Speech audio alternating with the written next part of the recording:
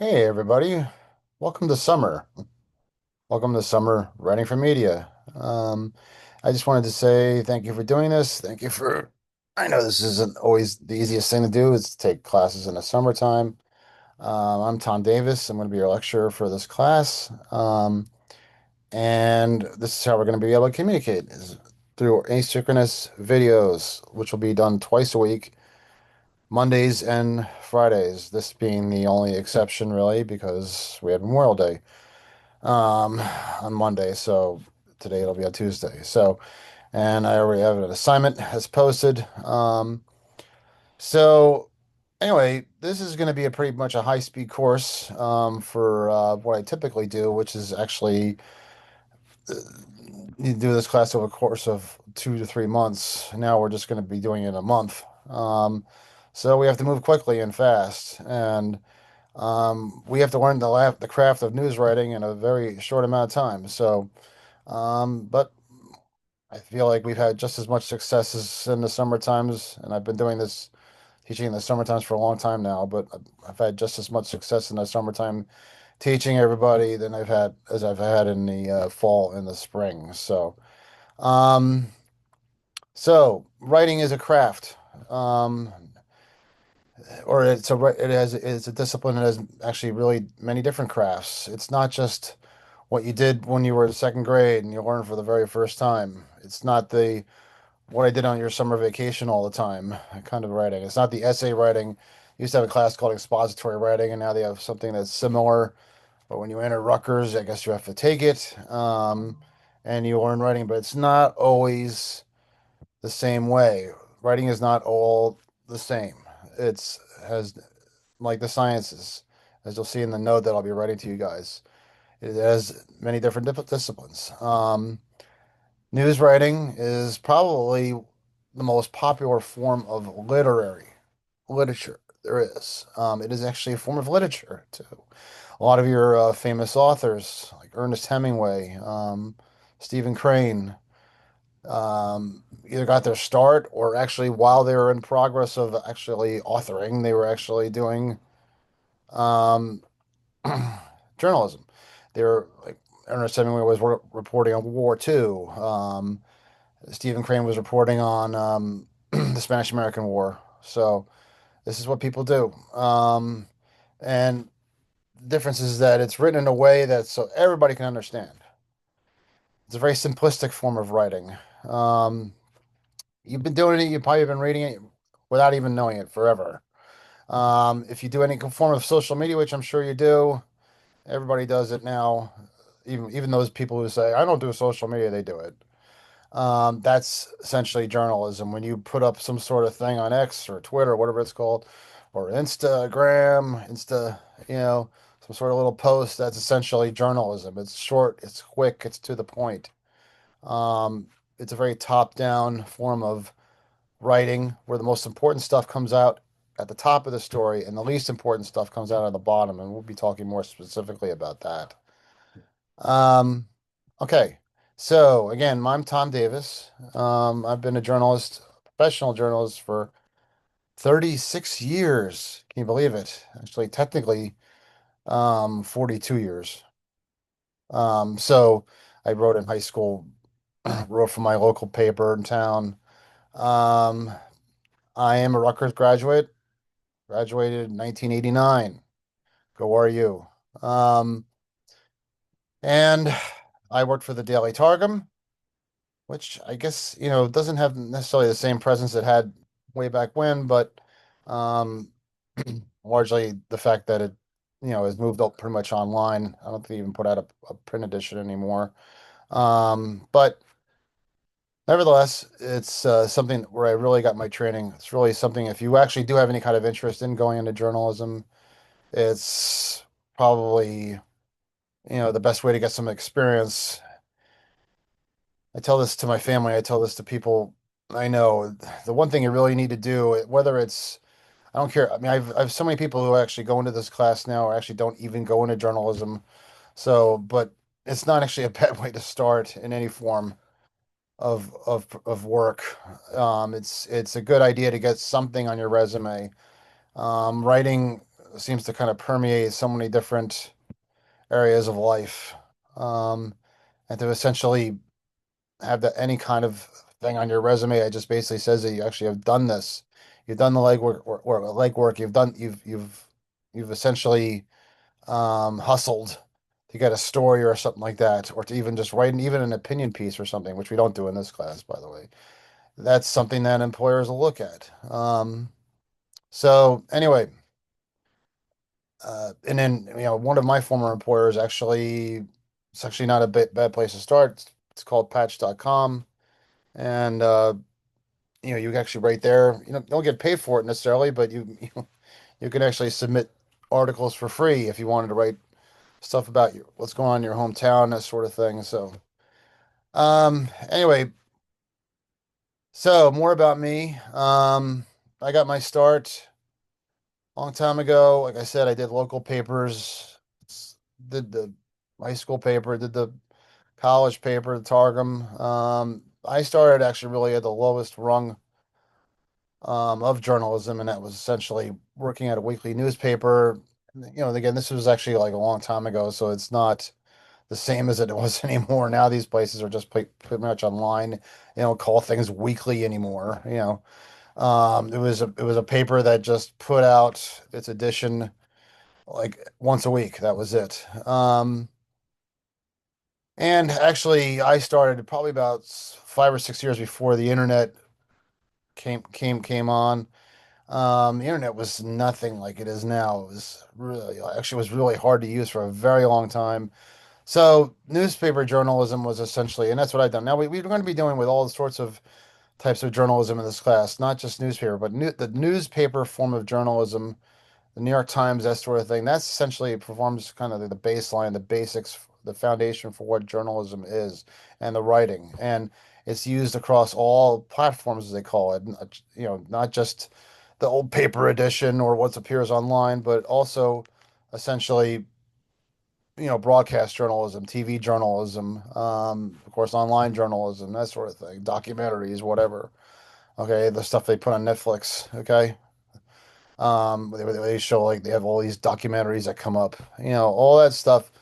It has its foundation and roots in newspaper journalism. Okay, um, so that's what I did. That's where I got my upbringing. I like to say that actually I did actually eventually got my graduate degree at Columbia, but um, I did actually like to say that I actually got my graduate degree first at the School of Hard Knocks. Haha. I worked for the worst newspaper in America. I think we all kind of laugh about it. It's called the Delaware State News. It's a paper in Delaware. I think it still exists. Anyway, and it was just a very interesting place. I actually interviewed Joe Biden once there, that was like a really long time ago, before he got really old. Anyway, um, because he was a senator from Delaware. Um, then I went to the Atlantic City Press where I interviewed Donald Trump when he had casinos there. So, um, he was known to be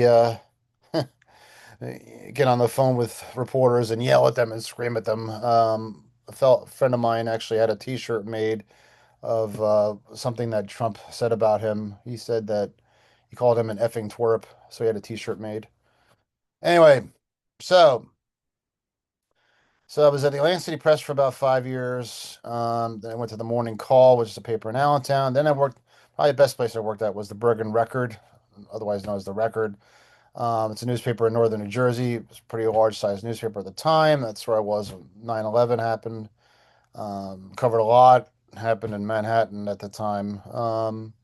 Down at what they called the Pile, and it eventually became Ground Zero. I'm sure you've probably heard about it and talked about it in history class or with your family or whatever. Um, anyway, so there was that. I was there for about 10 years. Then I became an editor at Patch.com. This is my dog, by the way. Had my doggy. Hello, doggy. He likes to sit with me for these things. Anyway, his name is Bruiser, and he's a very good doggy. Anyway, hey man, you gotta throw everything at every student when you're trying to teach in the summertime, right? Um. Anyway, actually, here, maybe you got a better view of this way. There we go. There he is. Yes. Good doggy. Good doggy. Anyway, all right. So, moving right along. Um, I was at Patch.com, and actually I had that's essentially an online news organization, all online. And what they do is they cover local towns. I've gotten people hired there. I have good connections in that sense, I guess. So if you ever need to like hook up with something, I'm there for you. Okay. Um, just do well in my class. I'm just kidding. Um, and then I left there. I was there for about 11 years, and then I went left there in 2021, and then 2021, and now I'm editor in chief of a magazine called Best Review, which covers actually the insurance industry. So yes, the insurance industry. I know. Believe me. I'm uh, I'm not. We cover the insurance industry. It doesn't mean we wave the flag for the insurance industry. Believe me. So, anyway, so we cover all good things, good and bad about it, and then there's plenty of bad. So, anyway, so that's what we do. That's what I do. But probably my favorite job of all time is this one, actually teaching. I've been here teaching here since 2004. I think I had the second longest um, continuous, non-stopped tenure, I believe. I was told, I could be wrong, at the entire university, at the very least, the journalism department.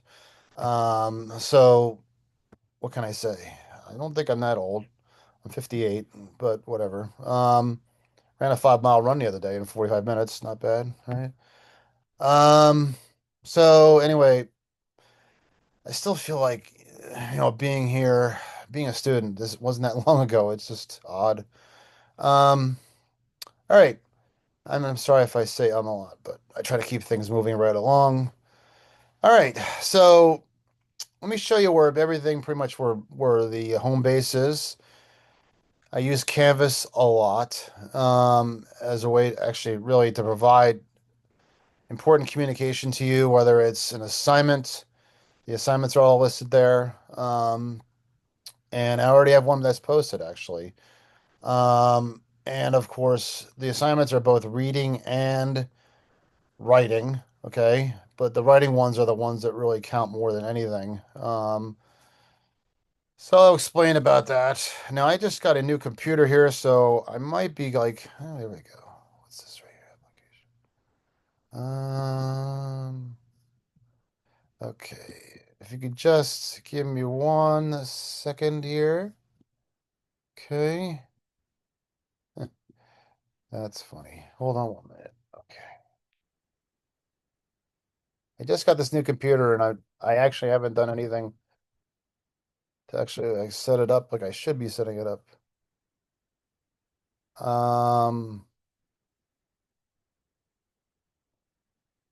okay. All right. If you could give me just 1 second here. There we go. I hope everybody can see what I'm doing. Let me just check one thing here for a second here. Okay, good. We're still recording. Okay. Um, that was funny actually. Like I just got this new computer and you know, and I actually haven't would like to record this computer's screen and audio. Okay, and do so.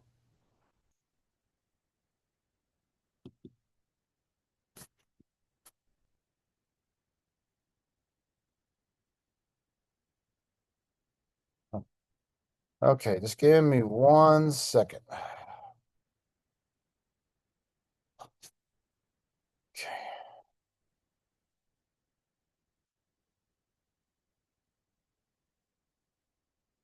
Okay, I think I'm recording. Um,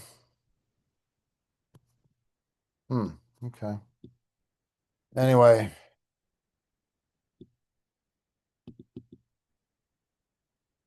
okay. Anyway. Um, I'm not sure why it's doing this, what it's doing. Um,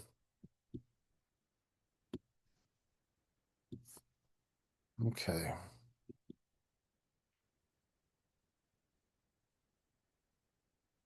I apologize for this, by the way. I'm not sure exactly what's going on. Okay, you are screen sharing. Okay. All right. So it was actually the first time I opened the settings for on this new computer for split screen, and it just kind of acted weird. I seriously hope it's actually recording right now. So, okay. So you actually just give me 1 second.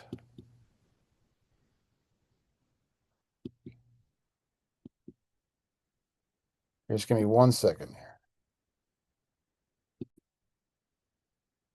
Yeah, I apologize for that. Okay. All right. Um, Let me go back to where I was in terms of the what's where our home base is for the course. Okay. So this is the Canvas site. Okay.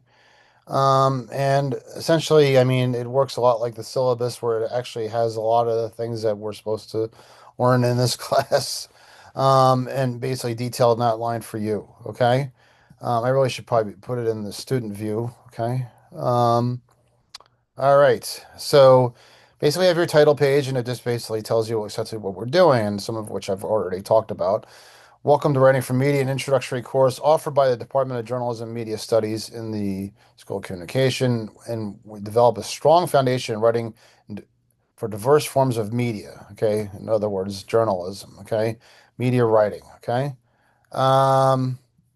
All right. So then, essentially, this is the only book we need to get. Okay.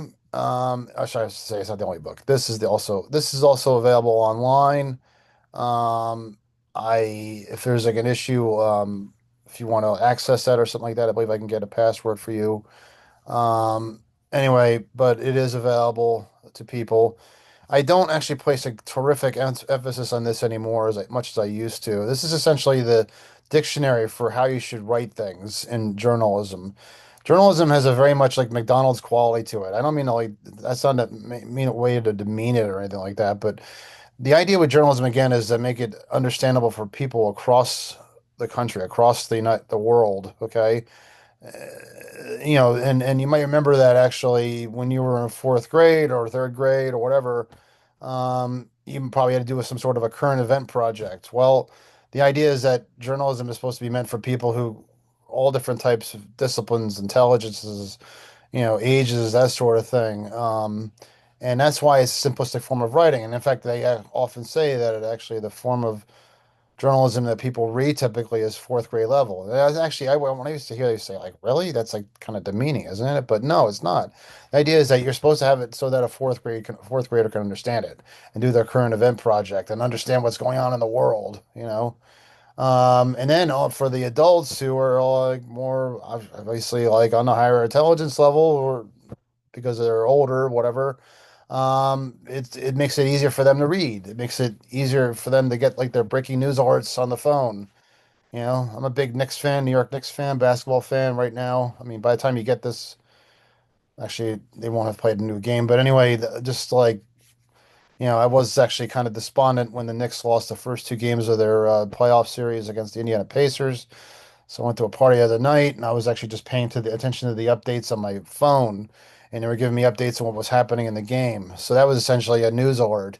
That's essentially how a news story works, is that the very first thing you get from a news story, the very first paragraph is supposed to tell you all you need to know. And that's how the alerts on your phone work, essentially. If you've signed up for any kind of news thing or whatever, or even like, if you've signed up for anything like TikTok or, Instagram or whatever, you might get alerts from that.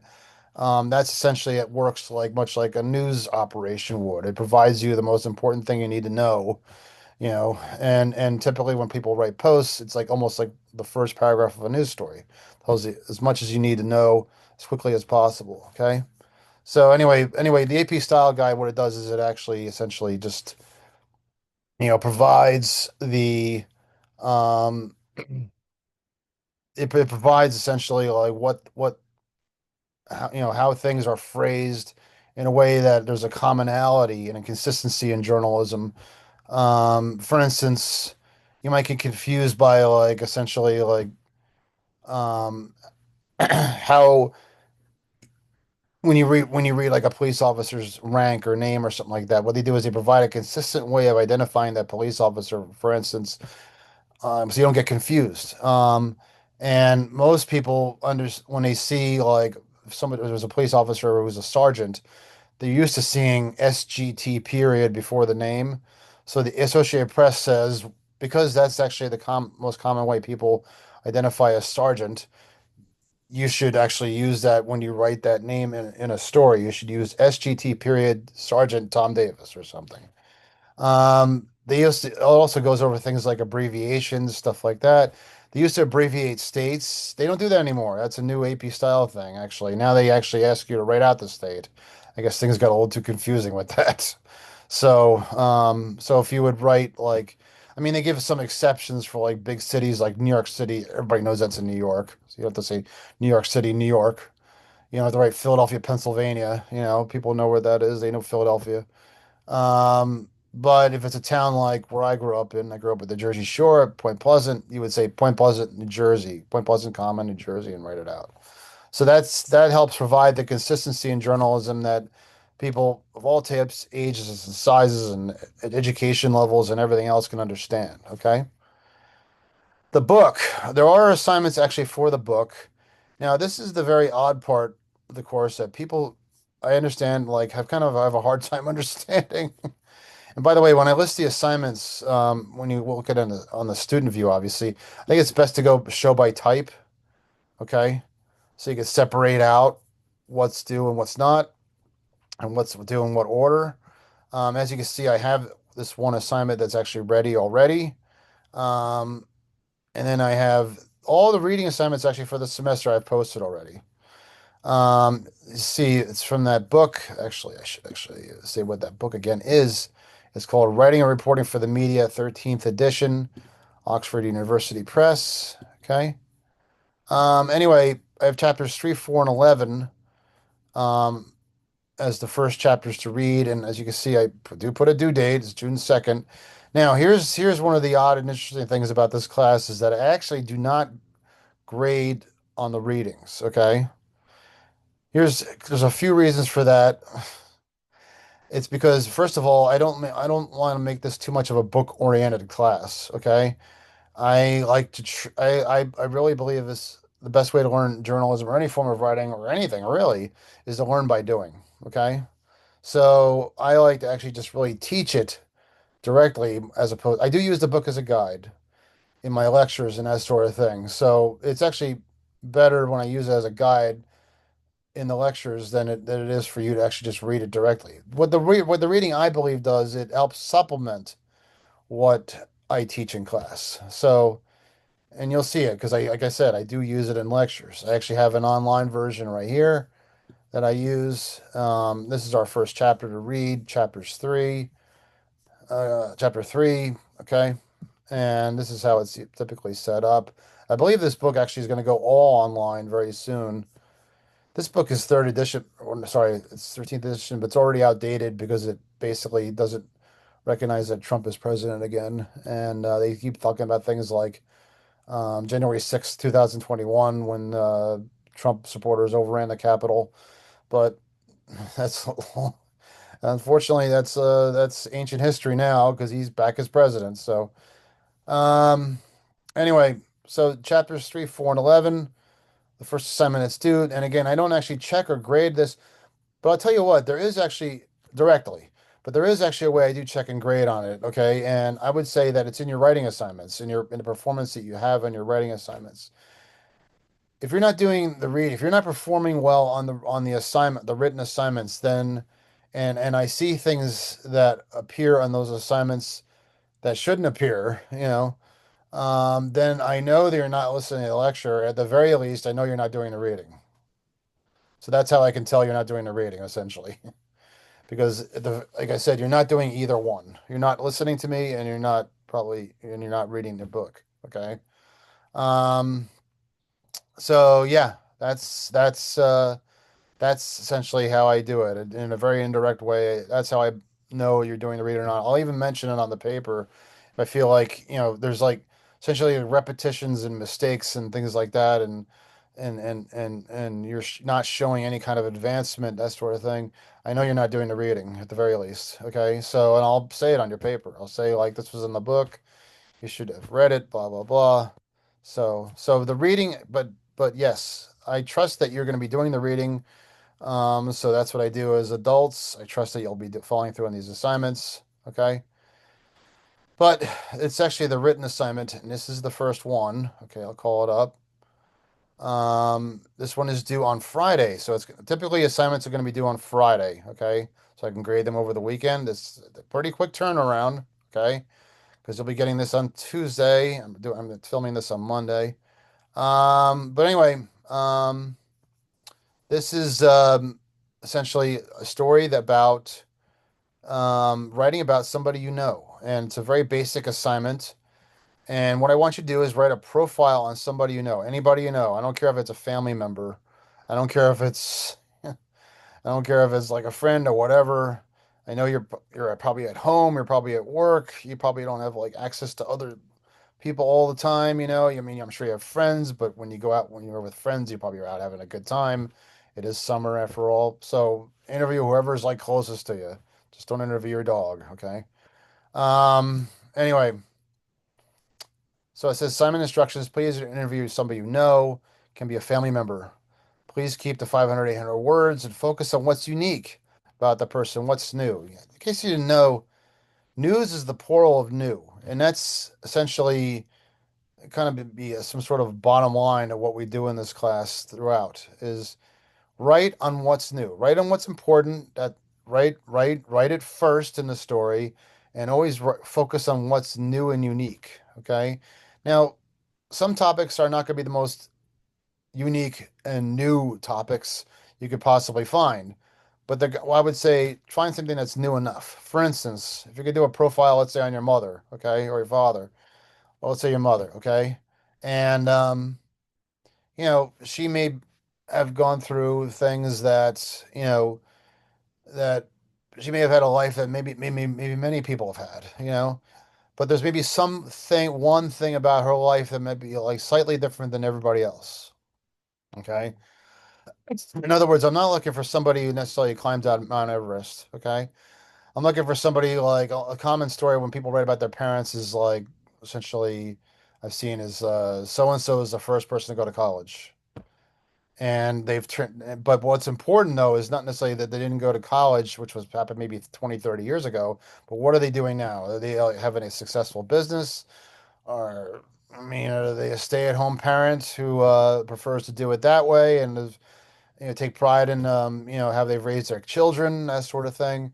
Um, there could be some sort of unique angle there. Okay. If you interview somebody who's like another student, I mean, they're probably gonna have a lot of commonalities in their life to like what you have, but maybe there's something slightly different about what their life is compared to yours. Maybe like you have one job you're working this summer, maybe they have two, and that would be interesting because that's tough to do. To actually like, I did something like that when I was in college. I took summer classes, and at the same time, I had two jobs. Hey, you had to pay the bills in 1988, right? So anyway, so that's like, again, not necessarily like a story about somebody climbing Mount Everest, but it's a story about, somebody who lives like a little more unique life. And it could be an inspirational thing too. I mean, okay, so it's not necessarily like, again, like living in the toughest circumstances in the world, but it is tough, to actually be juggling all those different responsibilities and hopefully being successful at it or managing to maintain even at least a C in your classes. So that could be like a unique angle to a story, okay? Or maybe they're doing something like volunteer work on like my daughter does EMT stuff. And she also works a job and she also is going to school at Boston University. I know she can go to Rutgers. Sorry. Anyway, so that's something, I mean, not everybody who's like 19 years old is doing EMT work on top of all this other stuff. So that's interesting, okay? All right. And I have actually like I have a sample copy of a story that somebody did. Okay. It's very straightforward, these news stories, as you can see. Typically, news stories, the lead, there's a lead is what is called the very first graph. Okay. Let me just get this out of track changes. Okay. Hello. Reviewing. Hold on. No. Okay. Anyway, like I said, I bought this new computer. And I am trying to get it out of reviewing. Okay, it's out now. Let me just see here. There we go. Okay, I just had to press the button. Anyway, all right. So you have what was called. I'm not going to go really deep into like how a news story is structured in this very first lecture because there's a lot for us to cover. But um, I'm just going to provide some overview. This is typically how a news story is written. Okay. You have very short paragraphs. They're very quick, just like you would post on social media, It's almost like each paragraph is like a post on social media. And what you do is you report about the most unique and interesting thing in the very first paragraph. And this would be Griffin Barnes, a junior at Rutgers University, is gaining notoriety in the greater New Brunswick area for assisting elderly residents with their digital services. Okay. Again, not climbing Mount Everest, but something a little bit extraordinary, something not every student is doing. Okay. Interesting. So what you want to do is you want to essentially like answer the questions that need to be answered for the rest of the story, okay? And it's essentially in almost like declining order of importance, as they call it. That's actually what we talk about. It's called the inverted pyramid, where it's like essentially an upside down triangle, where the fat part of the upside of the triangle is the most important stuff, and the skinny part is the least important stuff. So what you do is you essentially answer these questions: who, what, where, sorry, where, why, and when, and how. And I would say probably the two most important questions are probably what and maybe why. Okay. What are they doing? What is it that he's doing that actually is interesting, or what does this job entail? If you have any kind of story about like a job that's unique and interesting in their life, that sort of thing, that's what I want to know. What they're doing it, how they're doing it. That's another important question. Why they're doing it. How are they? I always the most important questions to ask in this kind of situation is how are they doing it? How are they doing fitting this into their schedule and their lives? But what are they doing is the most important thing, actually, usually. And actually, that's the question you should ask yourself when you actually do these stories is what is the story about? That's actually the most basic fundamental question you should think about when you actually write your very first paragraph. What is this story about? And then the next question typically is why should I care? And if you're a student and you're reading this, you're probably saying, why should I care? Well, maybe I can be inspired by this. Maybe it's something I should be doing. Barnes tailors his work to meet to the demands of his often older clientele, providing in-home services. He takes logistical hassle out of computer setup and repair. Um, okay. Running a mobile business requires Barnes to travel to clients. And this is how he does it and bring appropriate tools. So this is how he does it or what he does. And this is how he does it. Okay. You can liken me to a popular mechanic, and sometimes we have direct quotes in stories that provide a little bit of human quality to things, human interest, and also a little bit of color, a little bit of motion. Okay.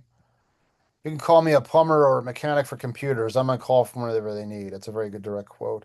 There's a lot of actually like if you've heard this word paraphrasing in news stories where you actually like use your own words. You'll be hearing me to talk about this all semester and to point I'm gonna drive you crazy. We actually use your own words to describe what's happening in the story. Okay. All right. And that's what you do is you try to be an interpreter in a news story. You don't let them do all the talking. You do the talking. You're the professional writer. You can typically write better than the way people can talk. So you take what they say and you interpret it and you write it in a way that everybody can understand. And it's usually typically in this active voice kind of format. Barnes describes, see? Barnes travels, Barnes traces. Very noun verb oriented, okay? Anyway, that sample copy is actually like right here in the assignment entry itself, okay? All right. So yeah. So that is due on Friday at the end of the day at midnight. Okay. Well, 11:59, whatever. And don't be late, please. Okay. So, all right. So those are where the assignments are stashed. I have modules where I essentially go over what is going on each week in the class. And of course, what I do is in this class, since I have two lectures, I do two different modules for the week, each week. Okay. See, we actually run right into July here. I'm sorry, we actually do run a little bit after July 4th. I apologize, but there's really no way around that one. So I have the course introduction here, basically where I just essentially just talk about what this story, what this class is about. Obviously I'm gonna talk about the syllabus, a lot of which I've covered already. Okay. And then a new assignment is actually posted here, the written assignment right here. I'm sorry. And then, of course, also the reading assignment. Now, you're probably wondering, where the hell is the rubric? I keep it in the first week right here. I don't put it in the rubric section of because I don't like what they do here. I have a very basic, old school rubric. Okay. Um, and I gotta tell you, you're probably if you're essentially somebody who's doing like engineering or math or whatever, and that's maybe your major or whatever, you're probably used to everything being formulaic. Well, this is I like to say is kind of like literary English. So it's like a lot of subjective qualities to what we do here, and how the grading is. It's subjective. I'll be honest with you. I try to be as objective as possible, but it's subjective.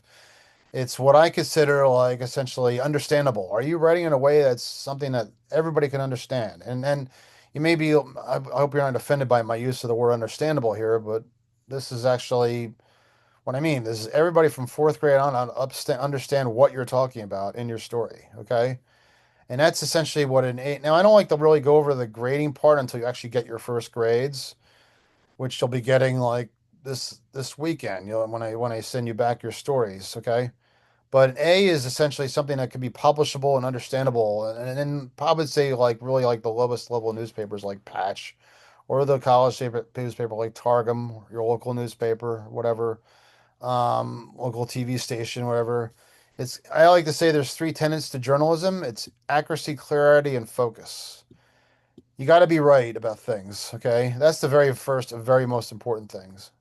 If you're not right about things, you make mistakes, then people aren't going to trust you. And there's so much distrust right now of the media that we need to like build that back up and be right about things and not jump the gun. I think that there's been too much it's of the idea in media lately that it's better to be first than to be right. Well, no, it's better to be right than first, no matter what. Now, it's important to be fast and first, yes, but not at the expense of making a mistake that could really cost you your credibility. Okay. You can't really get into trouble like legally or anything like that. That's actually often a misconception about making mistakes in news stories. But you can get in trouble with your news organization, your boss, that sort of thing. That's where you run into trouble. And of course, your readership gets totally turned off by that too. We'll be covering some of that too. Staying clear and focused. Again, clear, understanding what the story is about from top to bottom, and focused. Basically, news stories have to be like on a line. They have to be linear. They have to be focused on the same topic from the top of the story to the very bottom. Okay. That when I edit that, that might drive you a little bit crazy too, but that's really important. I mean, as I showed you with that other story about the student who was assisting the elderly, it was all about him assisting the elderly from top to bottom. Okay. There was no deviations into like what he's doing in the summertime or where he's partying or that sort of thing. That's all not germane to the story. It's all not part of the focus of the story. The most important thing is what does he do about the elderly? How does he do it about the elderly? That sort of thing. Okay. I just watched the Knicks surprisingly beat the Indiana Pacers in the NBA basketball last night. You write a story about that game? Okay, yes, there's lots you could write about the Knicks, how they choked their first two games, all this stuff. But what's important about this story is about what happened in the game, top to bottom. You write about what happened in the game. The Knicks were down 20 points. They came back and won. That's the most important things in that story is what happened during that game. And then when you get down to the bottom of the story, then maybe you have what they call background, where essentially you write about things that led up to the game, that's still relevant to the game, but not like necessarily like stuff that happened in the game. Okay. So, all right. So it's a B and a B plus. They're pretty close, I would say, but they require some editing. Okay. Some like editing that maybe like maybe moving a paragraph up and down. So it's better, a little more clear, a little more focused. Um, maybe there's like some more reporting that needs to be done that like find out like what's going on with this story. But it's still like it's still focused, it's still clear from top to bottom what's going on in the story. Okay. And I would say it's just really the difference, the amount of editing is the difference between B plus and B. A little more substantial editing essentially is in a B. A little less substantial editing is in a B plus. Okay. Um, a C plus essentially is this.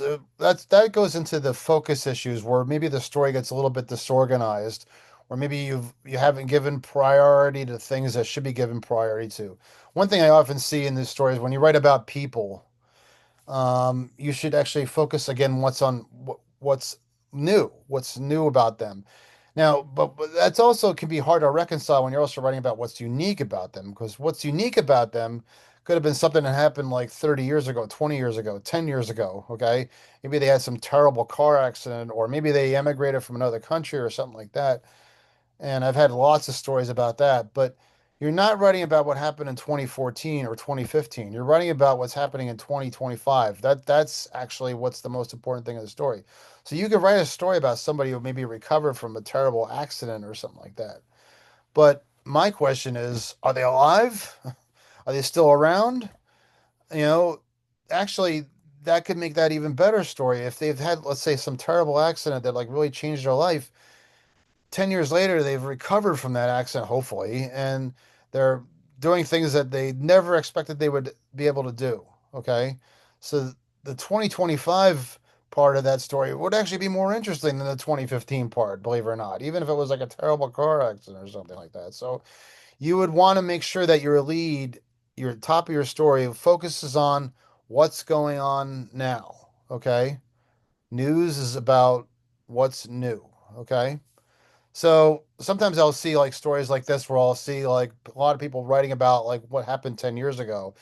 And I'll understand what the story's about because it's about this essentially this accident or whatever that happened 10 years ago. But then I'll see down on the bottom like how they've totally recovered and they live their lives. And that's like a story that's essentially again clear and understandable, but disorganized and not focused. Okay. And that's typically what a C is or a C plus. Okay, requires a little more. That requires a little like substantial editing and moving around paragraphs so that they're new and fresh at the top, and then when they go into down the story it becomes less important, and then maybe go more into the background materials. Okay, again, C and C plus is really the difference between the substantiality of the editing.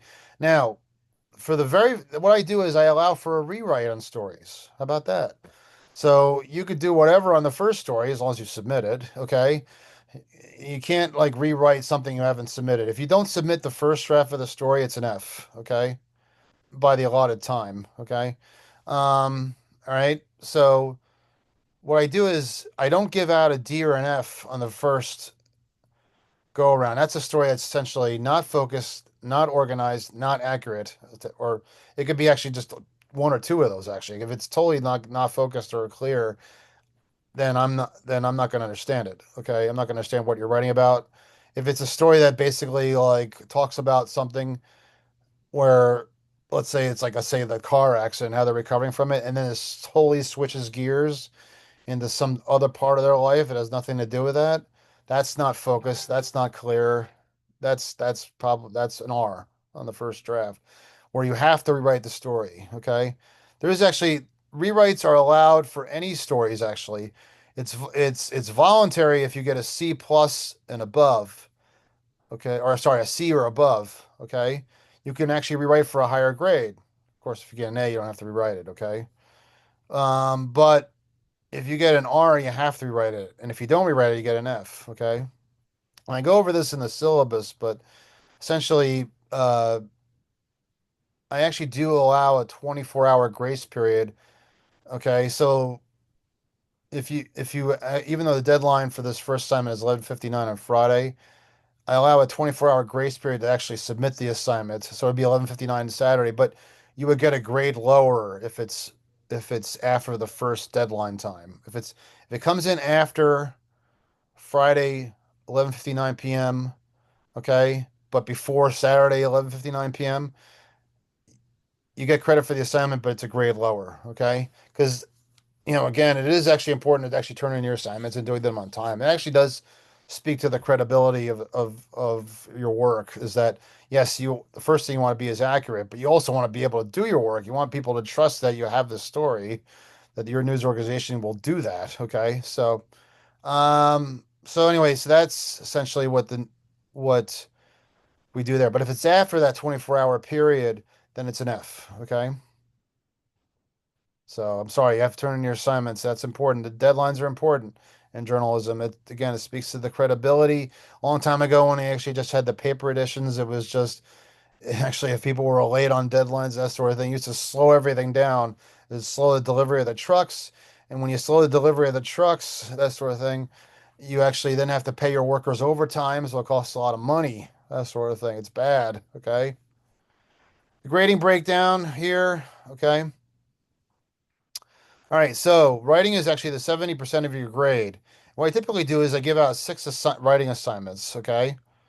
So it's 70% of your grade, but what I do is I grade the last two higher. What I believe, a lot of people walk into this class not knowing what this class is about or what news writing is about. Again, you're kind of used to the whole summer vacation, write about that, or writing essays, that sort of thing with a hypothesis and a topic statement, all this stuff. You're not accustomed to this. You maybe again you probably read it, you've probably done lots of social media sort of thing, but you're not really like not really in your brain the framework of a news story. Okay, so what I do is I take that into account, and your first grades don't count as much as your last grades. Okay, so how I have it worked out here is this is 10% of your writing, or 10% of the 70% is your first assignment grade, then 10%, 10%, 10%. Then the next to the last assignment, okay, is 20%. So it's twice as much as one of these. Okay. And then the major assignment, which is the last one I give out, and we'll be talking about that. That's where I basically try to sum up everything we've learned into a one story in one class. That'll be due in July. Um, anyway, that's 40% of your writing grade. Okay. So that's four times as much as one of your first assignments. Okay. Now, there's also the class participation. That's an interesting one because I always get asked the question, how can you have class participation in an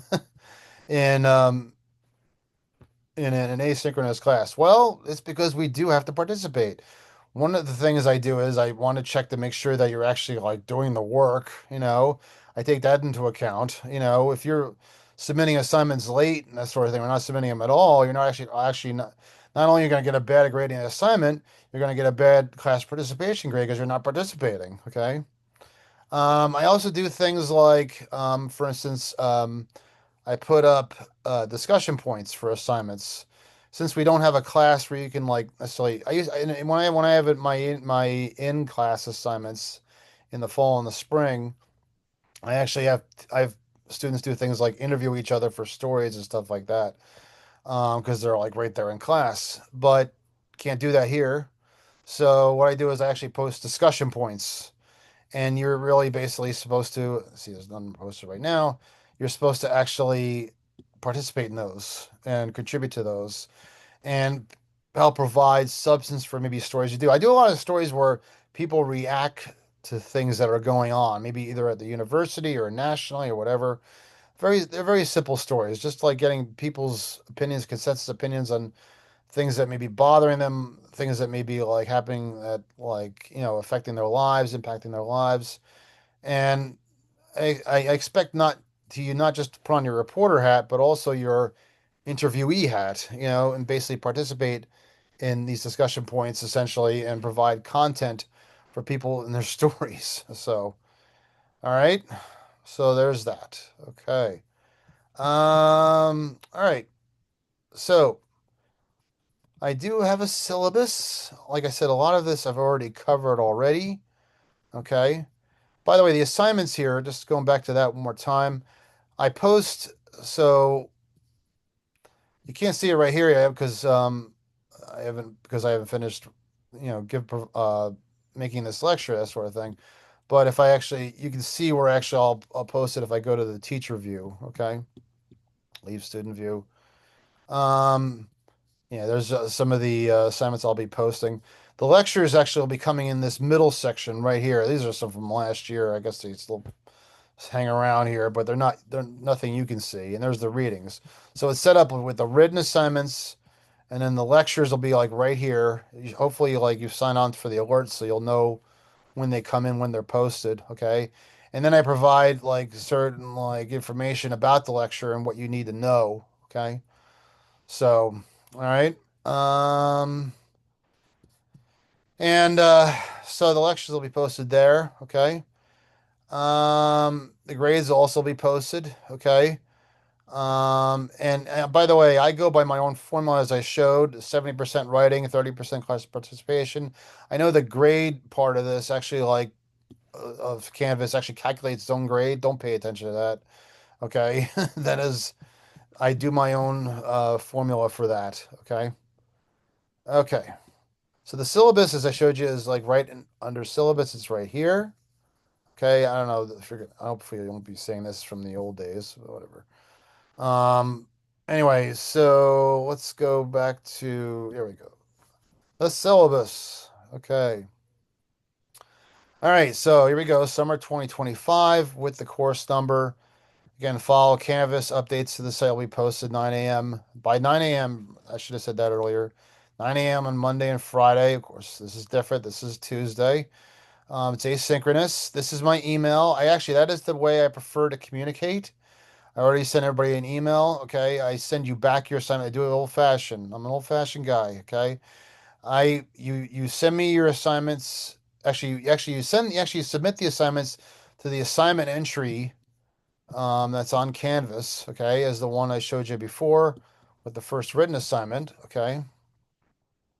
That is the one thing that I do that's not so old school. You submit them here. Okay.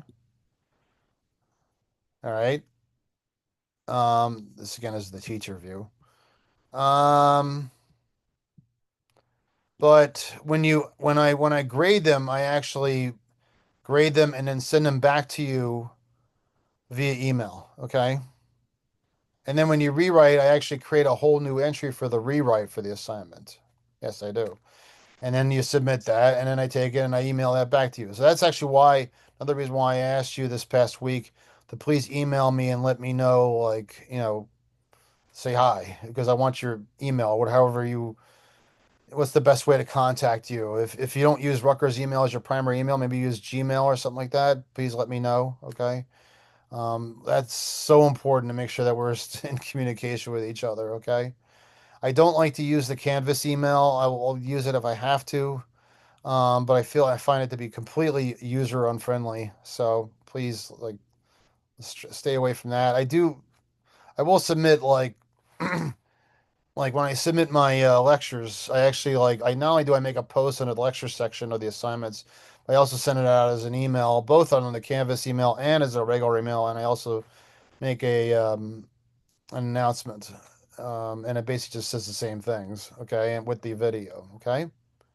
Okay, I put this at the top because I have had issues with this. I do not accept AI generated work. I don't understand why people would do that. Well, I do understand why people would do that because they're trying to get things done quickly and maybe they got a lot of things going on, that sort of thing.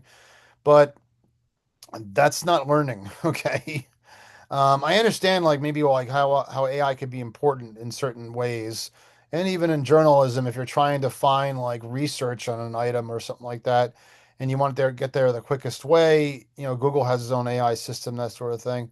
But as far as AI generated work, and by the way, I think I've been pretty close to 100% correct on finding and determining who's using AI, okay? And it's hilarious when you see an AI generated work, okay? And I'm not going to give away like how I can tell, but let's just say that I had one student last semester. I basically, what I do is I don't like fail or kick anybody out of class, but what I do is I have them essentially just do the assignment over. But I did have one student who actually submitted this horrible story on through AI, and it had like things wrong in it and stuff like that. It was just terrible, and and it may not have seemed terrible to that student. I gotta be honest with you, but so it's not, so it may be a little more deceptive to people who like how. But for me, I don't think it's really deceptive. I can usually tell right away when it's AI, and so I said to him, okay, you can't do this now, and actually I gave him restrictions on his rewrite. I gave him an R. I gave him restrictions on his rewrite where he had to like take information from only one single place. So he definitely couldn't use AI. And what he did was he submitted the exact same AI story he submitted on his first draft as his second draft. So I failed him for the assignment. And then he complained about his grade at the end of the semester. And I said, well, dude, you would have gotten a higher grade if it weren't for this one assignment. I gave him a break on another assignment because he'd been going through a lot, but this one assignment was an AI generated one and it was an F. Okay. So anyway, so no AI generated work. It's a failure if that's how things end up. Okay. All right. So basically, again, this is writing across all media platforms. Okay. Because it's all very similar, all very much like the way I've described. It's a very simplistic form of writing, very top-down science. Okay. From top to bottom. Okay. Um, it's introductory level, as I've said before. Okay, so that's what we take into account. We do go over the rules of grammar and things like that, but I do expect you to know some of these things when you go into this class. Like basically how to write a sentence. Okay, I expect you to write full sentences. By the way, full sentences have a noun and a verb in them.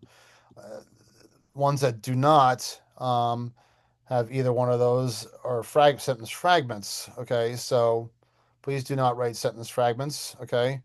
Make sure they're full sentences with a noun and a verb, typically active voices, which means you put the noun before the verb. He said, he did this, she did this, they did this. Okay. Noun, verb, writing. Okay. Um, and of course, also this also extends to things like public relations releases. I have art reviews in here. That's more like opinion writing. We do not do opinion writing in this class. Okay. I do not want your opinions in the news story. You are supposed to be like what they call a fly on the wall, where you basically distance yourself from the subject, even though I know you're writing it, I have your first assignment, if you're writing about your parents or something like that, okay? But I expect you to distance yourself from the subject, okay? Be a fly on the wall and essentially remove yourself from the work. Do not insert your opinions in it. That's a whole nother opinion writing, by the way, is a whole nother discipline, writing discipline. It's like, I mean, it's similar, but you not only have to be accurate, clear, and focused, but you have to be persuasive. Okay. And the art of persuasion is not as easy as you think. It's not like when you try to like convince somebody of how you feel about things, when you write things like you should feel this way, that's not going to convince people how to take your side. You actually have to have like a certain like ability to do that, to persuade people in a very clever way, in a very well written way, and that's actually a whole different discipline that we don't teach in this class. Okay. Okay, so some of the course objectives, of course, identify and analyzing various forms of media, print-based, digital. I mean, digital is pretty much what print-based is. Television, whatever. You write clearly and accurately. Research and edit your own writing. You have to be your own self-editor too, especially in this class. It's asynchronous, and we're not leaning over your shoulder. Okay. That's what doing the rewrites is all about. Is basically self-editing. I consider that five tools of journalism essentially to be writing, editing, okay, and then it gets into like essentially photography, video making, and then graphics. But essentially, it's the writing and the editing. Basically, be able to like look at your writing, maybe even step away from it from if you can't get what you're writing about right away. You step away from it for a few hours, maybe even a day. you'll find that it's actually meant even look completely different to you, and then you get the idea to like basically write that story more effectively. Okay. All right. So here's the books as I mentioned before, the style guide, and also the book, Writing for Media. Okay, and then of course all extras will be recorded and posted on YouTube. It's actually YouTube, okay? And the links will be posted, and the announcement will be done by on Canvas, 9 a.m. Now I would post it on YouTube, but I give you the link and I post it on whatever post or email I send to you, okay? Just YouTube is really just the easiest way for me to handle it. Now again, in-class participation, okay? This is an online class, but there are activities and assignments that require participation and discussion points. Assignment creation, you had to come up with your own idea. It's another one where you're about to participate in the class. Where actually there's going to be a couple of moments where you have to come up with your own idea, okay? And sometimes I have people who don't do that, and it not only affects their assignment grade, it affects their participation, not participating, okay?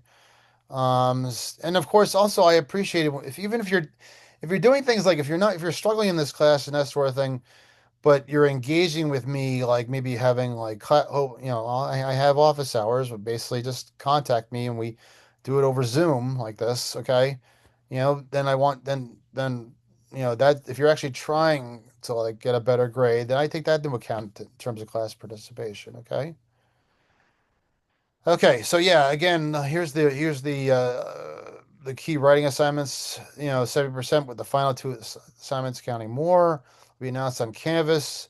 See list of reading assignments are not graded directly, but will be assessed based on writing performance. I say 5 to 6, but there's always like six. Okay. Very rarely I've had to like cancel assignment. I remember I had to cancel assignment one time because of the strike we had a few years ago. Grading scale, again, I've talked about this. A grade is rewarding to the assignment that fulfills the terms of the assignment. Some of this I've already talked about. Again, B and B plus is thoughtful, it's creative, it's still there. I can still understand it. C plus grade, not quite there, but basically I can just work with it essentially. And then you have your D and your F, but it's replaced by an R on the first draft. If you get an R, you have to rewrite it or else it's an F. But if you get a B plus to a C, you can write it for a higher grade. You don't get a lower grade, by the way. I've had that question. I've had people who have actually written rewrites and they've actually been worse. And then I look at myself in the mirror and I say maybe I missed something there, and I might actually have them rewrite it again or something like that. Or failing that, the very worst, just not giving them a higher grade. Okay, so. But almost always somebody rewrites for a higher grade. Okay. But there might be a case where maybe like my editing and, I do a lot of editing marks on the story itself and track changes, or maybe something didn't come through and I have you do it all over again. Okay. Of course, the class participations, if you have to take time away because religious services or anything else. I've had people who've schedule vacations and I allow for that sort of thing. But, remember, we are in class here. So, you know, you're here for a reason. You had to take it in the summertime for some reason. So, um, it's really not a good time to take vacation. I'm not saying you can't, but um, okay. There's late submission. I talked about that. There's like a 24-hour window, but then you get a grade lower if it's within that 24-hour window, but then you get an F if it's after that. Of course, if you have any kind of issues going on in your life, let me know, that sort of thing. Okay. Um, and then of course, this is actually what's covered in the modules, what we're doing each week. Okay. Um, which is, the modules are really probably the better guide for that. I talk about things like plagiarism and things like that. And of course, where to get resource materials to help you. And of course, this is about me and where I work. Okay. All right. So that is the first lecture. I'm not really going to go over any of the reading here because I feel like I've done a lot of talking here. So anyway, I want to thank you very much. And please make sure you write to me if you haven't already, to let me know what your email is. And remember that first assignment is due on Friday, which I went over. It's posted, ready to go. It's posted yesterday, actually. Okay. So thank you very much, and I'll be talking to you.